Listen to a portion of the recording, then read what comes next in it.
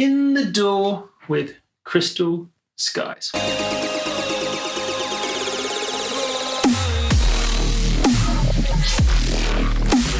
Question for you. So the piano. So I noticed that also in the Chasm, the piano that you guys use, I don't know if it's the same between the two songs, but it's gorgeous. All right, like it's insanely gorgeous. What are you using? What we usually actually use is, I'm not sure if we did in this one, but it's the stock August, what's it called? The August Forster piano? It's August Forster Grand in Contact. But you know what sounds really good with that? Is like if you put the velocity as low as possible and then turn it up, because obviously you quiet, and it has a really, really nice like muted sound. I mean, it sounds good at all velocities, especially at least to me if you turn the velocity all the way down. So let me see if we usually have it between like 1 and 6 probably. Wow. Yeah.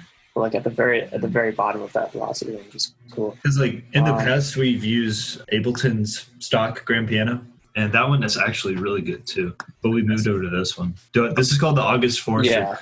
And it's in like the standard context library that you get. Right. Yeah, it's a contact. So like you don't have to download any other external libraries for it. It's okay. It's the one that comes with contact when you buy it. It is okay. So yeah, we did actually use that. So August Forster. Yeah, so we have the velocity like really, really low on these chords. I guess it's not as low as I thought, but it 15. One of the things I did, I don't do this all the time, but if you take a mid-side EQ and cut the mids from like about just the mid-range here. I saw Noisia do it once, and it sounded pretty good. That's a cool technique. It doesn't always, like, I guess you could go overboard with it too, but like for just one instrument in a mix, you can often make it sound a lot less heavy in the mids. It's even compared with just a regular EQ. So that the mid is cut all the way down here, and then the sides cut just a little bit for that piano, and then a compressor and some EQ. But yeah, basically most of it is just this nice library, August Forster, which is standard. Honestly, yeah, we didn't even change any settings in there either. Yeah, right. You can mess with the settings as well. Yeah, you can mess with those. So we didn't touch those. So just so that I understand, it's basically, so you go in, you type in your MIDI and everything, and then you put the velocity very low, so you're getting that very gentle sound. You're getting, it's not like someone just slamming on the piano. So, but then after that, I'm assuming what you do is you kind of make it compressed and make it like nice and thick, so that basically it like still cuts through the mix, even though it's a very gentle sound. Is that kind of what's going on? Yeah. So we had the low velocity, then we boosted it 16 dB with a utility on there. Yeah, that makes sense. 6 dB, yeah. And then we threw a glue compressor on there. Yeah, usually that's what we'll do. We'll just turn it up because you'll still get that gentle sound. Do you write the different sections in different projects and then combine it, or do you typically write, say, the main drop section and then the intros and stuff all in one project? I would say usually we definitely try to do everything in one project. A lot of times, actually, we will do the intro and the breakdown stuff before the drop. I would say most of the time we actually do that and then do the drop afterwards. Because a lot of times I would say try to like take elements from the build-up and then put it in the drop rather than the other way around. I know people can do it the other way. I guess it's viable to do it either way, but that's usually what we end up doing. Yeah, the intro and the build-up stuff first, and then make the drop after that. Try to get it to flow as well as it can. When we first started making music together, he was actually in Logic and I was in Ableton. So it was kind of like we did kind of splice the projects together. But this feels a lot more natural and easier. Wow, that's interesting. Just to do it all in one project. Just out of curiosity, how was the switch from Logic to Ableton? Well, I mean, Logic is nice for certain things. I prefer Ableton's workflow though. Like Logic has the things I think that are good in Logic is that it has a very nice like selection of built-in instruments and a nice sample library that it comes with. So there are a lot of nice sounds, especially with Logic 10, which in my opinion was a big upgrade. But Ableton, I really, really like the fact that you can just create racks and just stack them as much as you can. The workflow is just, it's very, very quick and easy. I know people like who say that like Logic is great. People like FL, if you use FL, it's a lot different, but people like that. Yeah. But I would say Ableton is awesome. How long would a track normally take for you? Is it like 20 hours, 40 hours? Or? Well, I would say to get it to a 80% completion percentage, we could probably do that in a couple days, maybe a day if we were really like marathoning it. Then the last 20% to get it really like good, that's going to take most of the time. I mean, people throw around that whole like 80-20 rule thing, but it really does apply for music production, I think. Just getting the ideas down, getting the full track down doesn't take that much time. But then going back and like, tweaking tiny little things that people probably won't even notice, but just making it all like blend together as well as possible. That's the thing that takes the most time. So in this context, who does what? who does this, who does that, you know, like how do you split up the responsibilities? Just whoever wants to do it goes for it. Really, honestly, it's like we've had tracks where Aaron would do the whole thing, or like I'll start one, send it over, he'll do a section and send it back, and then we'll just like kind of go like that. It really just depends on who wants to do what. There's really no set like, hey, you do this, I do this kind of thing. Aaron's typically more well-versed in basses and all that. He knows a lot more than I do about bass creation and all that. I'm sure he'll go into it here. Like sound design and everything? Yeah.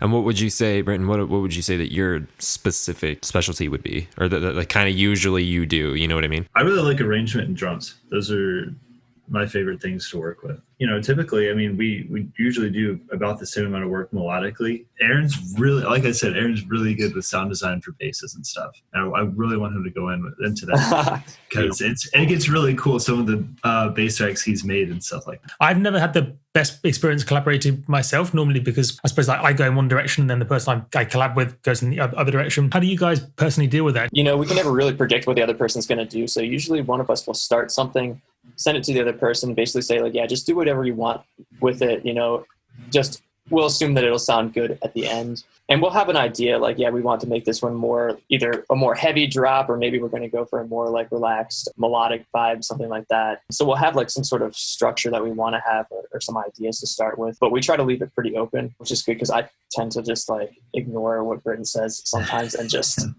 I'm like, I'm going to throw all these crazy basses in, even though Britton was like, we should probably not make this a heavy track. So sometimes it goes like that. And then like we'll take them out later, or like compromise with like 1 or 2 being in there instead of like 15. Yeah. But that's what's cool about starting it from the beginning instead of starting it for the drop or something like that. Like it gives a lot of room to breathe, and there's a lot of open ideas you can go from there. Because if we just have a chord progression and like a basic atmosphere and stuff, and I'll send it over to him or he'll send it over to me, like you can go any direction with that. Honestly, it's usually the same ideas. 80% of the time, we're both cool with whatever happens. Yeah. Have you guys ever wrote a song together in the same room, or is it mostly just through this?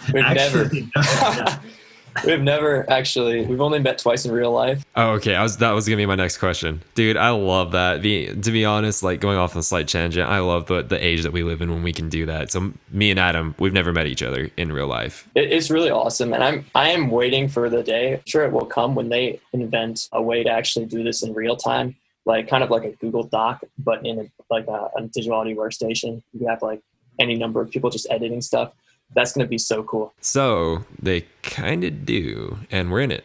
We're in it right now. Zoom, actually, it's not perfect technology, but basically, let's say that you two wanted to collaborate on a new song. You can pull it up on your computer, share the screen, and Britton, you can control his screen too. So it's basically in real time. And you can hear, if you get the pro accounts, and you can hear stereo. So it's like you're in there doing it at the same time. That's pretty nuts. I didn't know you could do that. Wait. He can control my screen? We're going to have to try that thing. That's that is nasty. Yeah, I did not know you could do that. Cool. Yeah, and so it's literally like it's still not perfect. Like obviously there's some latencies and there's some bugs that they're still trying to figure out. But this is the closest that we've ever gotten to being able to basically hop on a video call and be like, okay, and you go and zoom in. You're like, okay, what if we do this? And you change the MIDI in real time, or you reverse this, or you know what I mean? Like, so yeah, we've played around with some idea, like with Skype has a share screen, and we use Soundflower to route the audio from the laptop to Skype. Mm-hmm. But that's still kind of buggy, and I can't control the screen or whatever. But I didn't know this existed. We tried stuff like that. Can you both control the screen at the same time? Do I remember correctly using Zoom? Mm-hmm. Yep. You could literally have like both people sort of like. Wait, are you serious? No, there's not 2 cursors, but you control the same mouse. So do you need a pro to do that? Here, I'll request to remote control. Oh, I'll let you request. All right. So I just requested to remote control. And so you should see a little thing that says accept. All right, I accepted it. It'll come to the point where I can actually like come in here and do stuff in just a second. Oh, you got it. Oh, okay, you got it. That is nuts. Yeah, he's controlling my screen right now. But you see how the latency's still there. It's still a little too much, but it's good. You know what I mean? That's not bad. I personally think Splice, I hope you're watching this. I think Splice should basically buy out Zoom, or at least partner with Zoom. Splice is what we use for sharing projects and everything. This is crazy. Hit us with the bass, man. What was some common techniques that you used here? Take the wheel. Okay. All right. So I'm just going to open up because there's a bunch of basses in this track. Okay. So yeah, I think this is massive, but there's like all kinds of processing stuff. For one thing, vocoders often sound really good on basses. I'm sure lots of people know. Carbon is an amazing wavetable. I don't even know. I didn't use Carbon, but that's weird because this says Carbon based, but this is not using Carbon. Carbon is an awesome wavetable, and you don't need to move the wavetable knob a lot to get a nice sound. Just a little bit will make a big difference. But anyway, yeah, so like this one has a vocoder on it. I don't know why I put this parallel compression. This isn't even doing anything. So forget about that.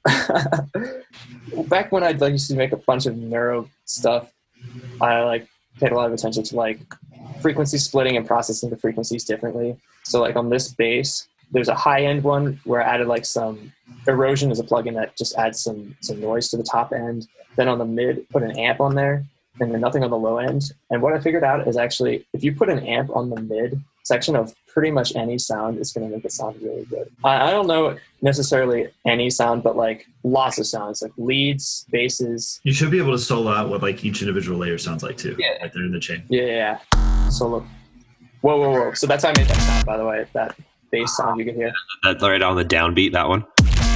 Yeah. Actually, let me just solo that. So that's like sort of sound at the beginning where it's like sort of swishing. That's actually the Carbon wavetable, and it's just like quickly scanning through the wavetable and then staying on a particular position. But yeah, let me actually first bypass this. You can hear the difference between having this frequency splitter on or off. That's without it.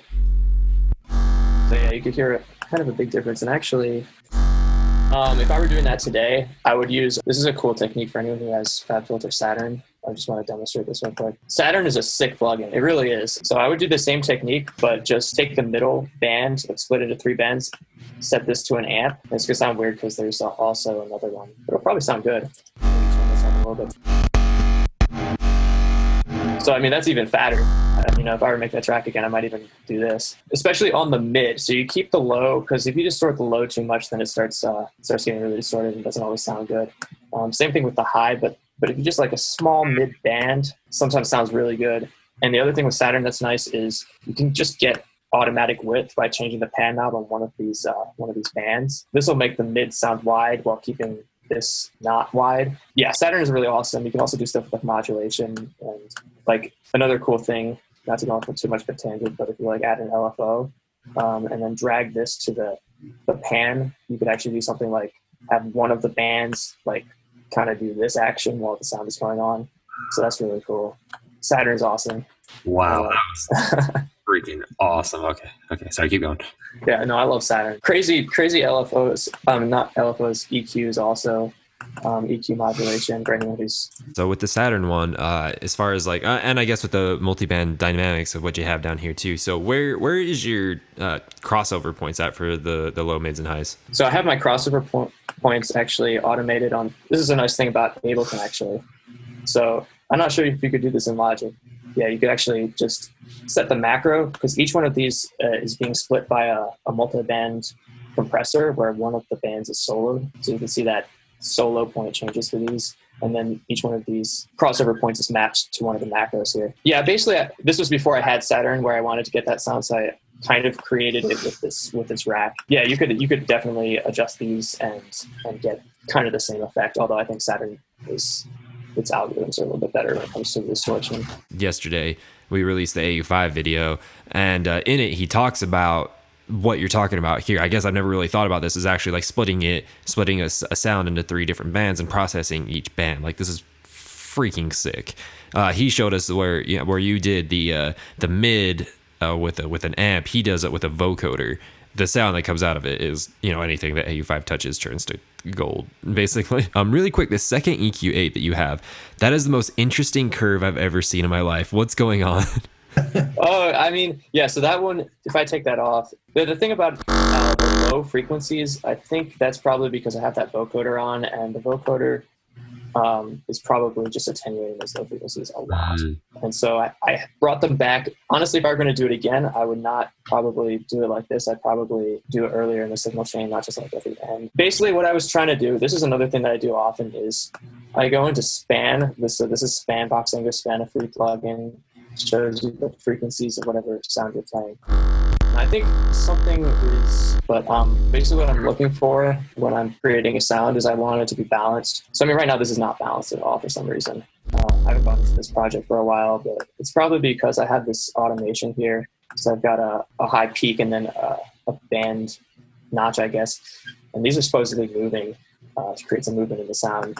But at the end, yeah, I'll just try to like use an EQ to make sure that everything's kind of at the same level. Oh, and a lot of times, yeah, I'll look at other tracks to see where their frequencies are located in a plugin like this, like Span, and then try to get my frequencies to sort of peak at the same levels. That's what this EQ is for. But right now it's not at all balanced for some reason. I think part of it also is because the other thing I do with these basses is I almost always render them to audio so that I can process like that bass that's up there. I took and put down here, and then I put a bunch of other effects on it. So it's got more compression and some overdrive and stuff. Like this one will sound a lot more full and balanced. Decent, yeah, balanced. I love this because so we had Frequent on a couple weeks ago, and so he's talking about the same thing where basically he loves creating something, converting it to audio, tweaking the crap out of it, like just creating just something so insane, and then resampling it and so on and so forth. So I'm assuming that's kind of what your workflow looks like, right? Yeah, definitely.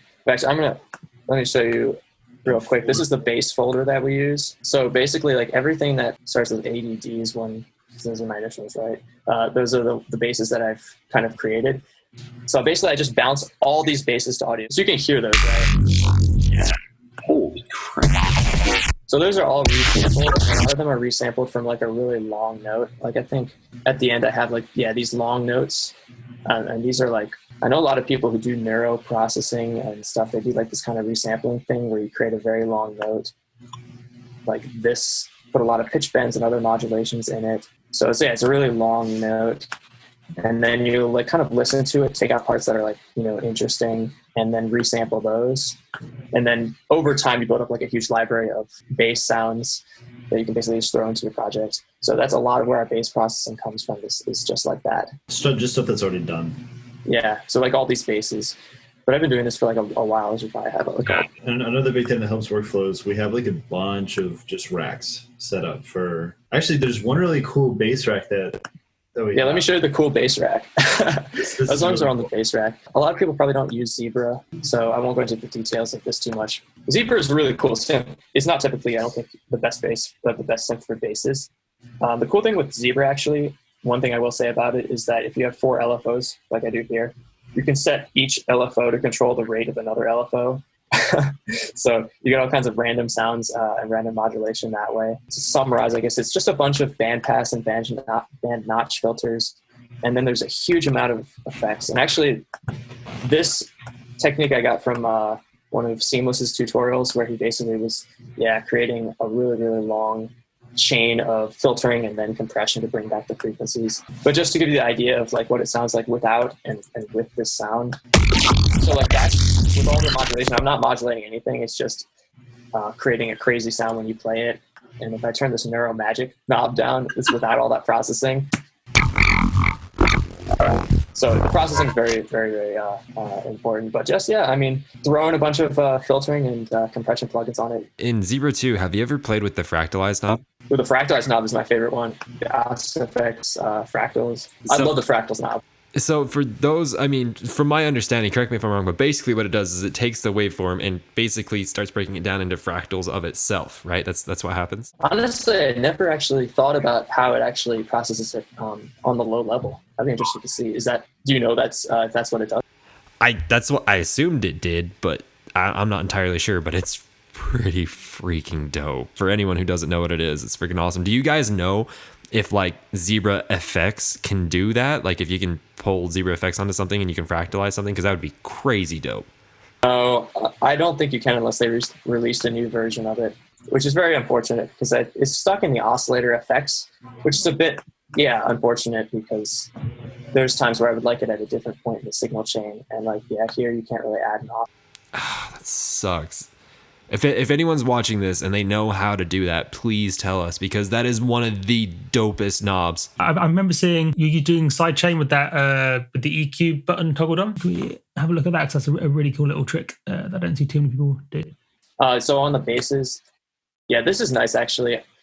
We actually use LFO tool now for the sidechain, but what we used to do was take just a compressor, do basic sidechaining. But when you turn the EQ on, it will sidechain based on whatever sort of EQ you put on the incoming sound. Yeah, very nice technique. And especially it's very helpful to like fine tune the sidechain. So if without it, it'll just take the, unprocessed sound, or if you put the EQ on. This is a kick, but I wanted like a sharper sidechain. So I'm sidechaining only to the top end of the kick because, that's just at the very front, whereas the whole kick lasts a bit longer. So this will make the sidechain more sharp. For this particular track, I think it worked well. So this is what I'll often do, is use a high pass filter with the EQ when I'm doing sidechain if I want a sharper sidechain curve. But we use LFO tool, or at least I use LFO tool now for sidechain once I saw that AU5 did it. So what's motivated the switch to LFO tool? For me, one of the main things is that, I guess LFO tool gives you a lot of control. Like first of all, you can actually like see the curve, which is nice. I like to be able to see things. So, I would put this on a send because I saw AU5 do this too. Send everything to the sends rather than to buses, and then you can set everything to a sidechain bus. But you can create the curve and have it kind of look however you want, which is very nice. I just feel like it gives you a bit more control over what it sounds like.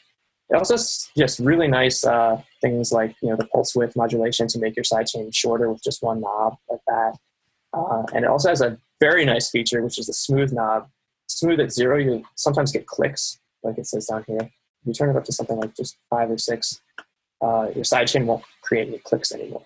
So LFO tool, I'm sure like there's lots of tutorials on how to use it for sidechaining. Volume Shaper is another one that's pretty nice for sidechaining. Mr. Britton, I am ready for you to douse us with knowledge. So with this specific project, I mean, what did you do that you felt you was just most proud of? Like, dang, I did that. That's awesome. The drop arrangement, honestly, that was a lot of fun to do.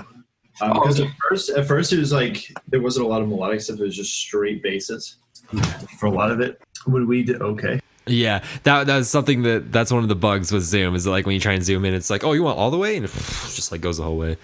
So that is one bad thing, and so you're probably gonna have to use like the hotkeys for it if that'll help out. Is Aaron still able to control it? Yeah. Oh, okay, cool. So like back when we had a remix for Hellberg's The Girl for Monster Cat, we kind of just figured out in the past we did like just like triad stacks for like one individual synth play just a super saw sound. But for that, for some reason, we just decided to just like put one note for each frequency to kind of make our just a big chord out of just weird sounds. So this one's just a white noise layer. Oh, there it is. I would say, I think Aaron probably agree with this, like that is the basis for our super saw sound right there. Like that white noise adds so much to it. Well, if I can just interject here, a lot of super saws, I think, suffer from the fact that there's too many high frequency components going on at the same time. So if you have a sound that sounds really, really good in the high frequencies, sometimes it's good just to like say, you know what, that's going to control my high frequencies, and I'm just going to,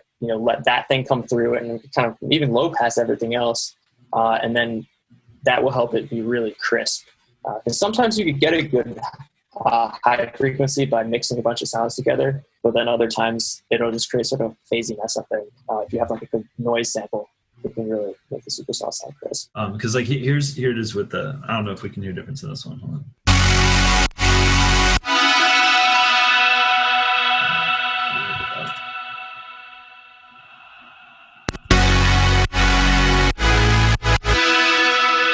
Like I don't know if you could tell, but I think it adds, a pretty decent amount. Something that I noticed when I was listening to both this and the Chasm is that, so your super saws, they cut through like crazy amount. The only other time I've ever heard that powerful of a super saw was in Drop Your Hearts Part 2 by Illenium and Said the Sky. So you're saying that the way that you do it is this specific noise sound right here?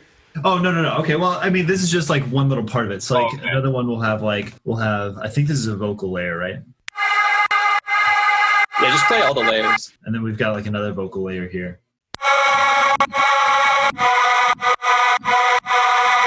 And so we pitch it up and down. I actually think that's Aaron's voice, isn't it?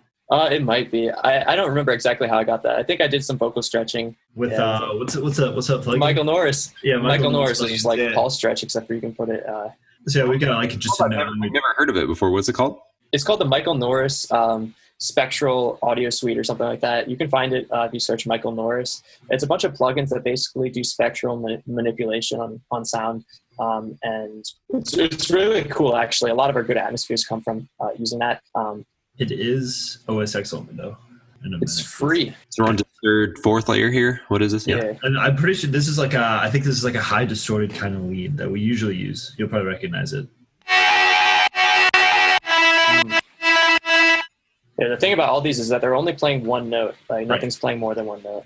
So like all these notes are coming together to make just one big chord. And instead of having it all in one VST, in just one channel, you have it. Yeah, because that's important for people to know. Because most people are like, I think to stack something, I basically have to have 5 different instruments basically playing a chord, but they're all playing the same notes in the chord. They're not like taking turns or like, you know, like it's basically like this is playing the one chord, this is playing the one chord, this is playing the one chord. And it's just this huge wall of mess. But what you're saying is that like they're all playing a chord, but they're all playing different notes of the chord, basically. If this is playing Different notes at different sounds. Gotcha. So you're using a different sound to play each individual note. And then, you know, we'll stack the same notes for different sounds. And like another cool thing is like what we're about to do here, like you have like plucks playing notes. So instead of just holding it out, you got to doon. Or sometimes we'll have our arpeggios going through with like trance pluck sound. So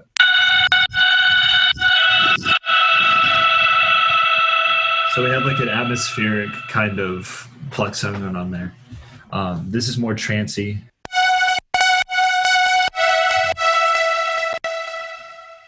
And those just kind of give it a little bit of movement in the chord, I think, instead of just holding out sustained notes. Oh, so yeah, the next three are like the leads that form the main triads, and then there's like a couple bass sounds underneath it. The bass layers are done here, I think. Yeah. Yeah. Okay, so these are the lead sounds. This is like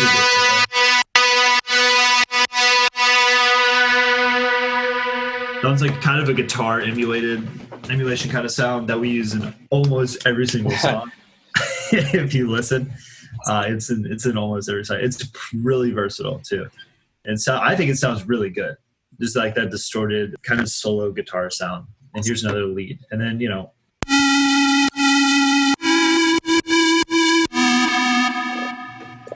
All that kind of makes up all the mids and highs, and then we've got our basses. Here we just got 3 bass layers.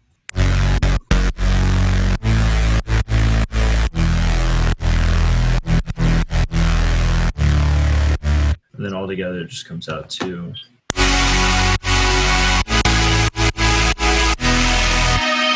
It's all put through a saturator too. Right. So on the main one, it's on the channel group. It's just put through a saturator and just got some EQ on it. And then what we do after that is we bounce that to audio. It's in the saw audio there. Yeah. Yeah. So we put it here and then just cut it up. All right. Yeah. So yeah, you can put effects on it. And then so we'll go in. That Redux. If you double click on the audio, I think we've got a bunch of pitch bend stuff going on in there too. Some of these have pitch bend, yeah. Yeah, and like the transposition modulation right there. Yeah, once you go to audio, I mean, it's not working for this clip, but for some of them, yeah, just you can do all kinds of cool stuff, pitching it around, and it works on the whole stack a lot easier than doing pitch bends on each individual sound. And then you got the audio bases right there, and I think it's way easier to manipulate once you just bounce it to audio. Then it's just easy from there on out. I heard 7 Lines does it. Yeah, that's why we started doing it, because Cohen Sound and 7 Lines did it. Oh, that's freaking awesome, dude. So it's just like a lot of research and techniques from other people we just kind of implement. Like it's crazy that we just went through your super saw sound, and like it blows me away, because basically the best way I can explain what happened, or like what you just showed us, is the correct definition of synergy. And for those who don't know what synergy is basically when 1 + 1 equals more than 2. It's basically the sum of the parts is not as big as the whole. No, yeah, the sum of the part, you know what I'm saying. It's basically 1 + 1 = 4 at that point. And so it's also why a lot of people collaborate, because they want to create this big thing where it's like, if I put my work in, you put your work in, we can create something bigger than what we could have done alone. And so that's what's going on with the Supersaw right now, because you went through and you showed us all the parts, and each part was dope, but when they all come together, it's just like what? The idea was just to hit them with a wall of sound. It's just here's this really high energy distorted Supersaw. I think the main reason why it works so well is because each one of those sounds is kind of like different. Like, you know, like you have a saw sound, you've got like a square sound, you've got like a guitar sound. If you put a lot of different sounds together, each of which has its own character, then oftentimes you'll get a result that sounds really good. Do you choose the instruments and then write the different melodies in, or the different notes, or do you tend to write all the notes first with, say, one or two instruments and then split it all up for the different layers? Yeah, usually I'll have a chord progression. Like, I think actually Britton made the chords for this song. So once we have a progression, you know, we'll figure out what chords are in, or what notes are in the chord, and then we'll split it up among the sounds, maybe switch it around and see what sounds the best. A lot of times, you know, we'll get the chords down and then we'll say, okay, well, it'll sound better maybe if like this note slides up into this one, or maybe it'll sound better if it's not the triad, but it's like an inversion, or maybe there's like a seventh in there or something like that. Like, we'll change it around a little bit. Honestly, there's sometimes like the chord will change, but it'll keep holding out one note too. Like there'll be some MIDI that'll just hold out one note the entire time while the other chords are changing throughout it.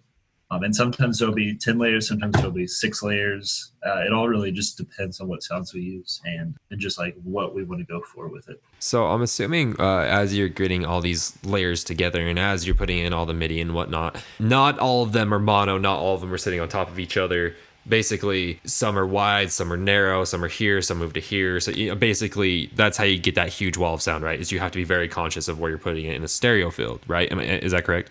Yeah, for sure. Yeah, definitely. Yeah, because you don't. I think a common mistake is to make everything too wide. And if you make everything too wide, then nothing is wide. Like, I've heard someone say that before, and it's definitely true. I think it was Virtual Riot stream I was watching where he said, like, you know, if you take a saw wave that's just completely mono, and then put another saw like that's detuned a little bit and put those on top of each other to create a stack, that sounds really good. And it did sound good. So yeah, using the same kind of principle, some of the sounds in this stack is wider than others. And I think it works better that way. I would say almost all, if not all of our techniques, just, or at least the things that I know, I've picked up from other producers who've shared their information. So it just took time for us to figure all this out, you know, and just play around, experiment. That's the only reason we're just like, hey, let's see what happens. Put a bunch of sounds together, but just play one note, make a chord. I would love to hop into the Chasm if you do have it on this computer. Was there anything in this particular track that you did, any cool sound design tricks or anything? I actually could share a pretty cool sound design trick that I think I used for this, which is, okay, yeah, so these are all bounced basses, but let me just, yeah, this is a mess. If you listen to the first drop of this track, like, yeah, it sounds like it looks like this. But one thing that I like to do, and hopefully I'll be able to demonstrate this here, a really cool technique. Let me just find a sample. So basically the way it works is, the way I do it is you take like a sample. It doesn't really matter what sample it is. Oh wait, no, hold on. All right, I got the perfect sample for this. Is it the Cash Me Outside vocal sample? Yeah. No, these balloon basses are nuts. But basically what I would do is I would take this sample and I would say, okay, well, I want this sample to be a bass and you want it to have a pitch quality. So what I would do is go down to the warp, go into texture, set flux to 0, and then this grain size, I believe that grain size is related to, it's obviously related to the frequency. So like if you turn it, this is actually not really because it has a pitch quality to it. But what I would do, I'll just demonstrate the technique even if it doesn't sound amazing. Find the grain size and then you kind of like decide, okay, what pitch do I want this to be at? So like if you wanted it to be at, let's say a C, then you'd actually look up what the frequency is of the note C, and you take let's use A because we know A is 440. What I would do is, since A is 440, I take the sample rate of 44,100 and divide by 440, and maybe divide by 880 because you want to get a small number for this. That'll give me 50.11. So then if you set this to 50.11, this is going to be an A. Now it's not going to sound like that because this sample is not like a great sample to use. But if you use a sample that has like a really good like wide frequency range, and maybe if I make it smaller. Oh, there we go. Okay, so if you stretch it a little bit, I think you actually have to stretch it by a multiple of whatever the original BPM is in order for this to work. So that's an A, but like that's got some nasty movement in it. So if you wanted that to be a bass, you could freeze that, and then what I would do is I would high pass it and then put a sub underneath it, and maybe do some processing to fill out the other frequencies. So that's one of the things I use for a lot of these basses, which have like kind of like, you know, a gnarly sort of like. A lot of those basses have been made with a similar technique to that. So once you have all kind of your sequence down and everything, what you do, according to what I'm seeing here, is that on the group level, then you throw on what looks to be like an EQ8, and you're kind of like automating the cutoff, right? Is that what's going on? Yeah. So I think this is a low pass filter. Just to give it some like crazy movement. You know, honestly, this track, especially the first drop, was like a sound design experiment. So I was messing with all kinds of stuff. Quick question then, since we're here right now, what's your process with sequencing this? Because I mean, obviously you have a bunch of audio, and it's kind of like trial and error. You put this here, you see this, blah blah blah blah blah. I mean, but do you have any specific workflow to kind of like sequencing these all together to make them work together? I think what I did at first was I put in all the basses, like all the main basses. So like, you know, this one down here, these main ones, these ones down here, kind of sequence it like that, just to get bass sounds that sounded good. And then all this stuff up here is just extra layers to give it some character, some depth, like this layered bass. I mean, some of these are other basses that I just high pass and put on top of them, get a really thick sound. So that's kind of how it worked, is that I was like, okay, I'll put some basic bass sounds down here, and then I'll layer a bunch of stuff on top of it. Just randomly almost, because, yeah, none of these sounds are really related to each other at all. With all these different sounds and stuff, how do you keep organized? Or, I mean, I see you're using color coding. Is there much logic to it, or do you just tend to memorize it based on your memory when you're working on it? If I remember correctly, the color coding, I'm not sure that actually is related to anything, to be honest. I think I had it set where it just made a random color when I dragged things in. This one, like, I can kind of tell, like, okay, this is the layered bass because it's yellow. So, you know, I chopped it up. So those ones are going to be the same. So it is a little bit confusing, though. Like, if I were doing it again, I would probably not do it this way. I would probably, first of all, I would put these things in a different bus, because these are basses. I would put those in like a glitch bus or something else to keep them separate, because I mean, these aren't really bass sounds like that one is, but some of these aren't. So it's a bit hectic. I wouldn't do it this way again. This isn't what our projects usually look like. How do you go about conceptually mixing a project like this with all the different layers? Do you literally go like layer by layer and kind of make that sound as good as possible and mix it, or do you tend to just kind of throw the track together and then see what needs doing and then work that way around? Kind of a bit of both, I would say, right? So like we'll go through, we'll make the track, kind of mix it to the best of our ability, like at the time, like it's without getting too insane with focusing on too many little details. Because like I find that when you do that, when you focus too much on the little things as you're going through the song, you're never going to finish it. Because that's happened to me in the past. It's like our general thing is like, I don't know if you guys see like the begin, the more hats here, and then the end. Those are locators. I usually like to put them in. What we started doing is like putting in like start, verse. So like every 8 bars, 16 bar, whatever, we will have one at the end. And just, we'll drop one, build, breakdown, whatever. And that helps a whole lot with workflow. Just kind of focusing like, okay, I'm done with this section. I'm going to move on. And once we get to the end, we kind of mix it as we go, I guess. And then when we're done with the song, we'll go on, we'll add elements, we'll mix everything in. And then we'll open up span on the master. Just kind of focus on what needs improving. We'll reference another track that we really like that sounds kind of close to what we're wanting to sound like frequency-wise. And then we'll just kind of mix the layers based on the reference. And also our masters, I don't know if you saw, we don't actually have anything on our mastering rack except for a limiter. That's all we put on there. So there's really not a lot that goes into there. Quick question. So is what you're doing with Span right now, is this what most people do with Ozone, where they're frequency matching? Yeah, I mean, I would say so, sort of. Cool. It's just a frequency analyzer. We just, Ableton has one built in, so you don't, I mean, Span's free, but Ableton's got one. It's good, but I don't think it's as good as Span.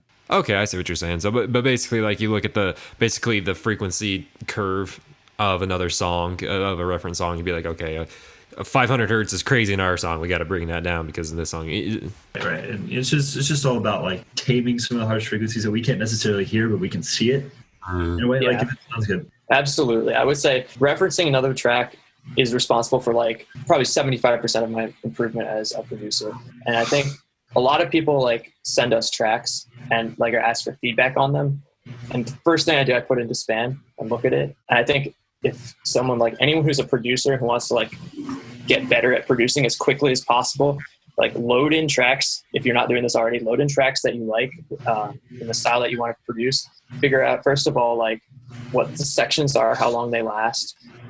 Look at the frequencies and like notice like how loud the sub region is, how loud the high frequencies are, where those are peaking at. And then effects, like, you know, when they're using effects like risers, things that are falling, things like that, how loud they are. Reference all that stuff. I feel like that's easily the fastest way to improve as a producer. So definitely would recommend. Another thing on that topic too is I think if you want to get better at sound design in general, find someone you really like, an artist you really like. I've seen this done and it helped me and a lot of other people. And just kind of like not necessarily copy, but like try to get their sound, like try to make that sound that they have on your own, because that'll help you really learn. Even tutorials help with that too, but like it'll help you really learn the ins and outs of Serum or whatever. Serum is amazing. Like if you try to make anything for artists you look up to, you know, you'll learn a lot from that, I think. Let's say that basically Britton and Aaron are walking down the street because it was one of the only times that they're together, and they find a time machine. They hop into that time machine. They go back in time and they're like, oh man, we're at this point in time where we haven't created Castles or the Chasm yet. And you're like, man, let's recreate them. And you can retain all your wisdom that you had before, but you want to basically save as much time as possible because you know what's not going to work and stuff like that. What would you do differently? Well, one thing I guess what I would do differently, the first thing I would do differently is, we spent a lot of time on the vocal processing before we figured out what was actually going to work well. I mean, that was like the most difficult thing. And that was like, for Castles took us like a solid 3 days just to get the vocals down right. Definitely, vocals are tricky.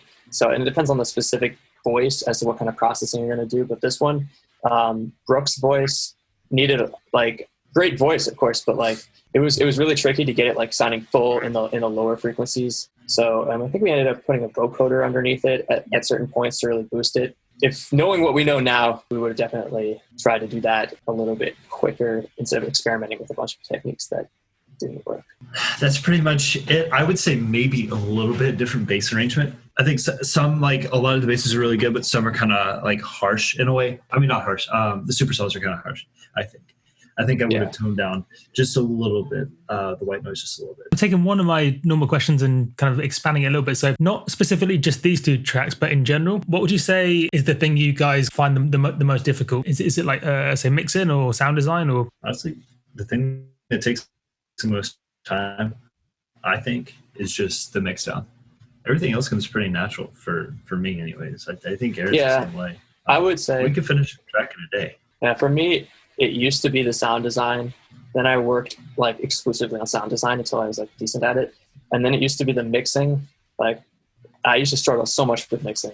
Now I'm pretty comfortable with making a decent mix and master. But now my main struggle is it's flow. It's like, you know, you can put all this stuff together, but it needs to like, you could have two tracks that are equally well mixed and have equally good sound design, and one flows really well and the other one doesn't.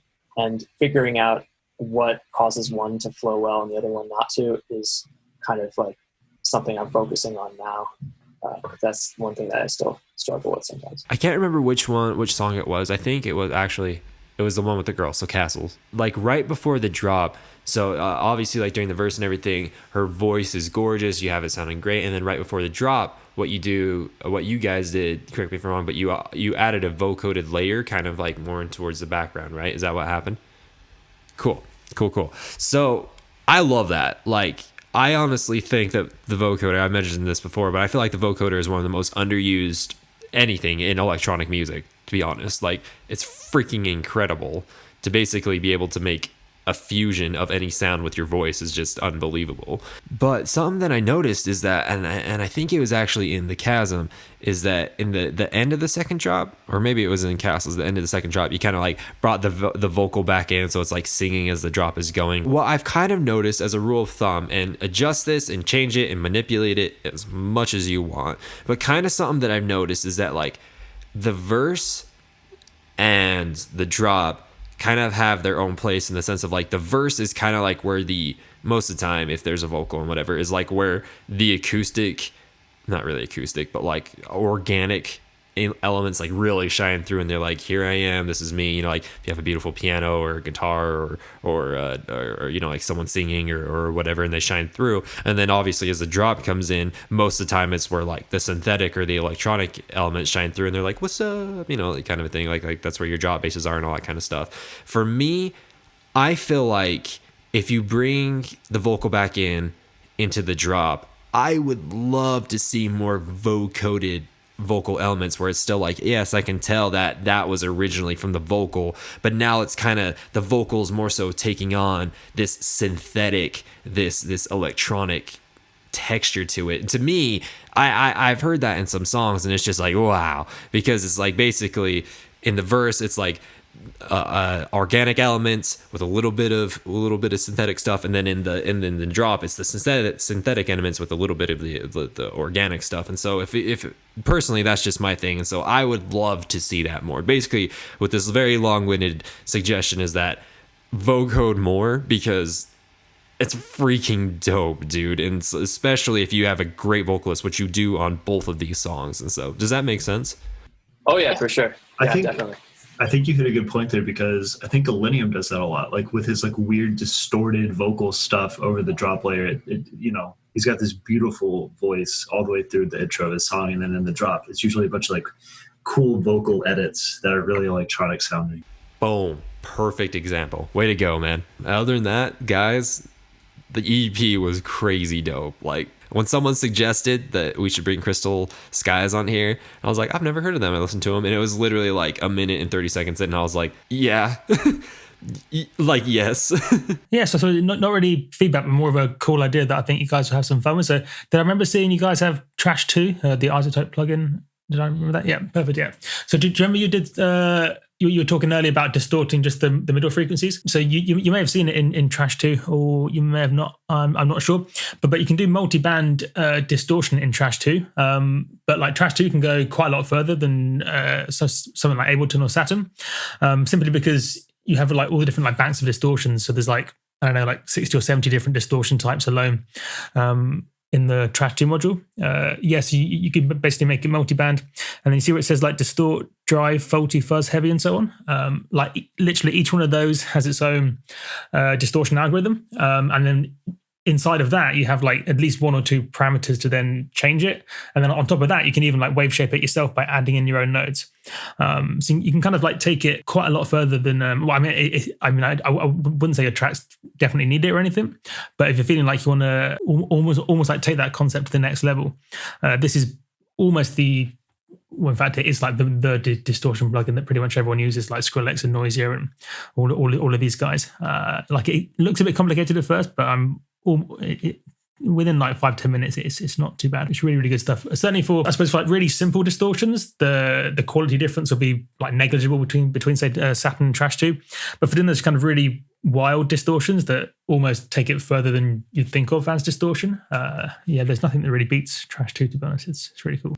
Yeah, this looks really cool. I don't think I've experimented with the multiband mode here before, so it's definitely... And you can also do that some similar modulation thing that you're talking about. So if you go to, maybe that's filter, I was getting a model. So you can do like pre and post filtering. I suppose it's some similar but slightly different. So in the filter buttons down below, I think, yes, you got the pre and post filtering. You can basically use either LFO or envelope modulation just by turning on the mod thing.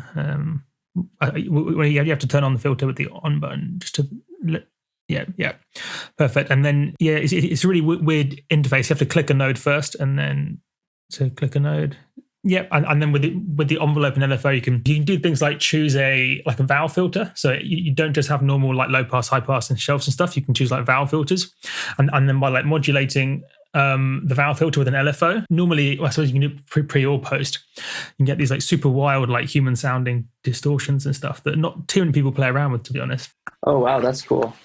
Oh, that's nasty. So each one of these nodes, this is just an EQ though. So you can actually... Yep, so you'd have to use it either, like we'll give you quite different results, but you do it either pre or post or both. I'm sure I could figure it out, messing with the plugin a little bit, but that looks really cool. I did not know this had this capability.